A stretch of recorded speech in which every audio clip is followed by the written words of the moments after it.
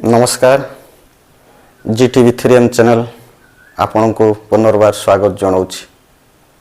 दर्शक बंधु प्रत्येक मनीष केते केते बेले अनेक समय रे मन को दुख आसी थाए। जेतेबेले मनीष दुख रे भांगी पड़े सेतेबेले से दुखर समस्या को समाधान करने पई बहुत बार बहुत थर चेष्टा करे, किंतु से समस्यार समाधान पाई पारे नहीं। यार कारण कौन है थाई पारे, यार समस्या कौन है थाई पारे। प्रत्येक मनीष दुख परे सुख, सुख परे दुख, ये अनावरत चली थाए। ये तो गोटे स्वाभाविक कथा। मनीष को दुख आसे, मनीष को सुख भी आसे। दुख परे सुख, सुख परे दुख चली थाए। आम वीडियो माध्यम रे यार कारण, यार समस्या निश्चित भाव में किसी ना किसी आम जानिबा। तेणु वीडियो को शेष पर्यंत देखा चेष्टा करंतु। तबे दर्शक बंधु प्रत्येक मनीष भल को चाहे,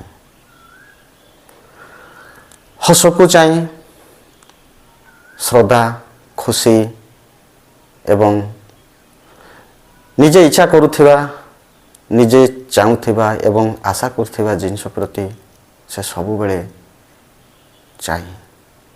एवं जेते बेले चाहूथिबा जिनिस मिल जाए ना, ताहेले मन रे खुशी आसे, नाचिबा को इच्छा हुए एवं निश्चित भाव रे आमे खुशी एवं नाचो मध्य।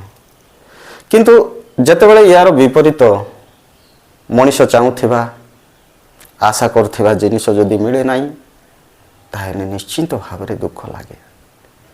मन को दुख करी आमे बसु, मने मने कांदू एवं समस्या उपरे समस्या मुंडरे घारी रही थाए। एवं से समस्या रु मुक्ति हेबा पई आमे अनेक बार चेष्टा करू। तबे दर्शक बंधु ये सुख दुख, भल मद, हस खुशी ये सब का द्वारा है थाए? भगवान करो, माता पिता करो, सांग साथी मान करो, ना निजर? धरी नियंतु जड़े खेलाड़ी गोल्ड मेडल पाइबा पई आशा रखी थाए एवं से दौड़ प्रतियोगिता रे भाग निए। से दौड़ू दौड़ू गोटे सेकेंड रे से हारी जाए। ठीक से परी जड़े परीक्षार्थी बा जड़े चाकरी आशायी प्रार्थी से विभिन्न कॉम्पिटिटिव एग्जाम दे थाए एवं सबु जगह से फेल ही जाए। तबे दर्शक बंधु ये भलिया जदि आम उदाहरण देवा अनेक गुड़िया रही, किंतु फेल हेबा, सक्सेस हो पारिबा नहीं, यार कारण कौन, कार भूल? निश्चिंत भाव रे निजर भूल।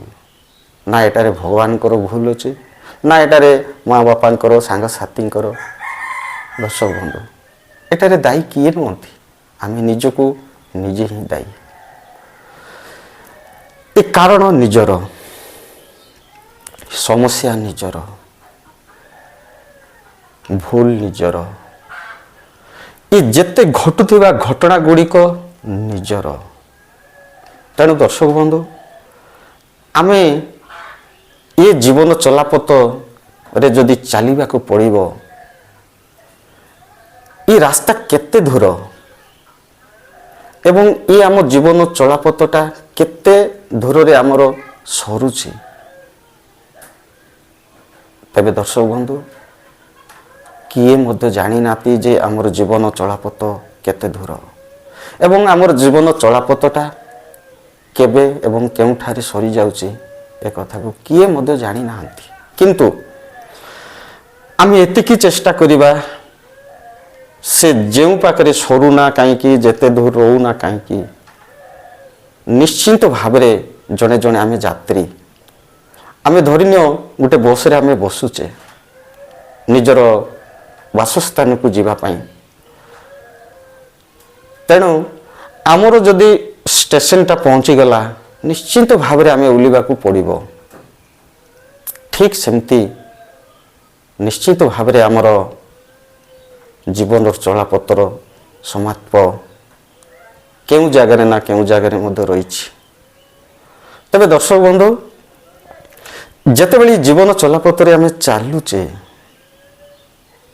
ଏ ଚାଲିବା ସମୟରେ ଆମ ସାମ୍ନା ରାସ୍ତା ମାନଙ୍କରେ ଖାଲ, ଢିପ, ନଦୀ, ନାଳ, ଝରଣା, ପାହାଡ଼, ପର୍ବତ ବିଭିନ୍ନ ରାସ୍ତା ଦେଇ ଆମେ ଚାଲିବାକୁ ପଡ଼ିବ।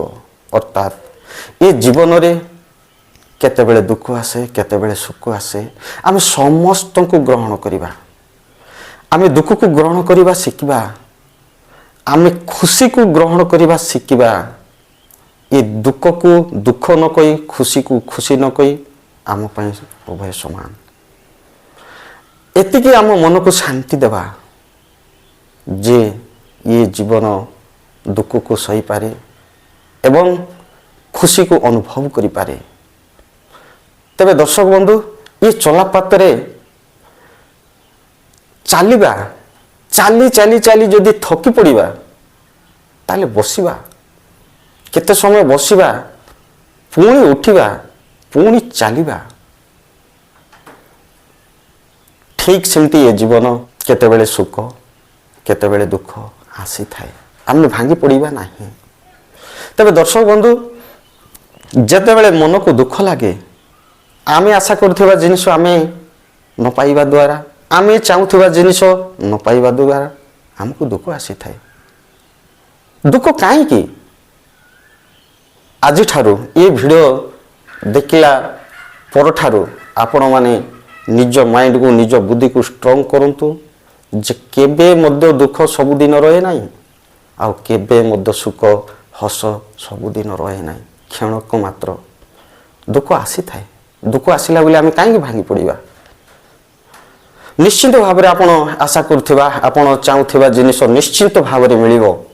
ଏଥିରେ କୌଣସି ଅସମ୍ଭବ ନାହିଁ, ସମ୍ପୂର୍ଣ୍ଣ ସମ୍ଭବ। କିନ୍ତୁ ଆମେ ଗୋଟେ ଜିନିଷକୁ ମନେ ରଖିବାକୁ ପଡ଼ିବ, ଯେତେ ଭଲ ଭଲ ଜିନିଷ ନିଜ ହାତ ପାହାନ୍ତାରେ ରହେ ନାହିଁ, ଆମ ହାତରୁ ବହୁତ ଦୂରରେ ସେ ଜିନିଷ ରହିଥାଏ। କିନ୍ତୁ ଆମେ ଚାହୁଁଥିବା ସେ ଜିନିଷ ସବୁବେଳେ ଆମକୁ ଡାକୁଥାଏ, ଆସ, ମୁଁ ଏଇଠି ଅଛି, ଆସ। କିନ୍ତୁ ଦର୍ଶକ ବନ୍ଧୁ, ଆମେ ସେ ଜାଗାରେ ଯାଇପାରୁନାହୁଁ କିମ୍ବା ସେ ରାସ୍ତାକୁ ଆମେ ଦେଖିପାରୁନାହୁଁ। ଯଦି ଆମେ ପାଉଥିବା, ଆମେ ଆଶା କରୁଥିବା ଜିନିଷକୁ, ଆମେ ଚାହୁଁଥିବା ଜିନିଷକୁ ଯଦି ପାଇବାର ଅଛି ତାହେଲେ ରାସ୍ତା ଖୋଜ। ଯଦି ଖୋଜୁ ଖୋଜୁ ରାସ୍ତା ମିଳିଲା ନାହିଁ ତାହେଲେ ନୂତନ ଭାବରେ ନୂଆରେ ଏକ ରାସ୍ତା ତିଆରି କର, ନିଶ୍ଚିତ ଭାବରେ ପାଇବେ।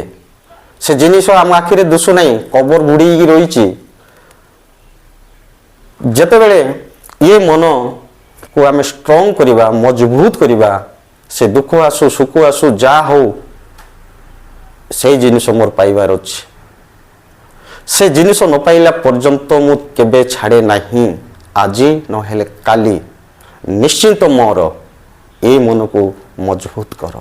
ଦେଖିବେ ସେଇ ଯେଉଁ ଆଶା କରୁଥିବା ଜିନିଷ, ଆଶା କରୁଥିବା ଆପଣଙ୍କର ଇଚ୍ଛା ପୂର୍ଣ୍ଣ ହେବା ଜିନିଷ ଧୀରେ ଧୀରେ ନିଜ ପାଖକୁ ଚାଲି ଆସେ। ନିଶ୍ଚିନ୍ତ ଭାବରେ ଏ କଥାକୁ ଆପଣ ଏଡ଼େଇ ପାରିବେ ନାହିଁ। କିନ୍ତୁ ମୁଁ ଗୋଟେ ଉଦାହରଣ ଦେଉଛି ଯେ ସୁନା, ଯଦି ସୁନାକୁ ପାଇବାର ଅଛି ତାହେଲେ ଆପଣ ପ୍ରଥମେ ସୁନା ଖଣିକୁ ଅନୁସନ୍ଧାନ କରନ୍ତୁ। ଯଦି ମୁକ୍ତା ପାଇବାର ଆଶା ରଖିଛନ୍ତି ତାହେଲେ ସର୍ବପ୍ରଥମେ ଶାମୁକାର ଅନୁସନ୍ଧାନ କରନ୍ତୁ। ଅନୁସନ୍ଧାନ ଅର୍ଥ ଖୋଜିବା। ଯେତେବେଳେ ଆମେ ସୁନା ପାଇବାର ଅଛି ତାହେଲେ ସୁନା ଖଣିକୁ ଖୋଜିବା, ଯେତେବେଳେ ଆମକୁ ମୁକ୍ତା ପାଇବାର ଅଛି ତାହେଲେ ଶାମୁକାକୁ ଖୋଜିବା, ତାହେଲେ ତ ନିଶ୍ଚିନ୍ତ ଭାବରେ ଆପଣ ସେ ଜାଗାରେ ପହଞ୍ଚି ସାରିଲେଣି। ତେବେ ଦର୍ଶକ ବନ୍ଧୁ, ସେଇଭଳି ଯଦି ମଣିଷ ଜୀବନରେ ବିଭିନ୍ନ ପ୍ରକାରର ଜିନିଷକୁ ବିଭିନ୍ନ ପ୍ରକାର କାମକୁ ଯଦି ଆଶା ଥାଏ ଇଚ୍ଛା ଥାଏ ତାହେଲେ ନିଶ୍ଚିତ ଭାବରେ ଆପଣ ପାଇଯିବେ, ଏଥିରେ କୌଣସି ସନ୍ଦେହ ନାହିଁ। ତେଣୁ ଆମେ ଏତିକି ବୁଝିବା ଯେ କେବେ ହେଲେ ମଧ୍ୟ ମନକୁ କେବେ ଦୁଃଖ କରି ବସନ୍ତୁ ନାହିଁ। ଏ ଜିନିଷ ମୋର ହେଇପାରିବ ନାହିଁ, ମୁଁ ସେ ଜିନିଷ ପାଇପାରିବି ନାହିଁ, ନ ଏସବୁ ମିଥ୍ୟା ଭାବନା, ଏସବୁ ମିଥ୍ୟା ଭାବନାକୁ ଭାବି ନିଜର ମନକୁ ନିଜର ଶରୀରକୁ ଦୁର୍ବଳ କରନ୍ତୁ ନାହିଁ। ଇଏ ଦୁନିଆରେ ସବୁ ସମ୍ଭବ, ଅସମ୍ଭବ ଭଳିଆ ଜିନିଷ କିଛି ନାହିଁ। କିନ୍ତୁ ଯେତେବେଳେ ଯାହାର ଅସମ୍ଭବ ହେଉଛି ସଠିକ ମାର୍ଗକୁ ସେ ପାଇପାରୁନାହାନ୍ତି, ସଠିକ ରାସ୍ତାକୁ ସେ ଖୋଜି ପାରୁନାହାନ୍ତି ଏବଂ ନିଜର ମନୋବଳକୁ ଷ୍ଟ୍ରଙ୍ଗ କରିପାରୁନାହାନ୍ତି ଏବଂ ନିଜର ଦକ୍ଷତାକୁ ନିଜର ବୁଦ୍ଧିକୁ ପ୍ରୟୋଗ କରିପାରୁନାହାନ୍ତି।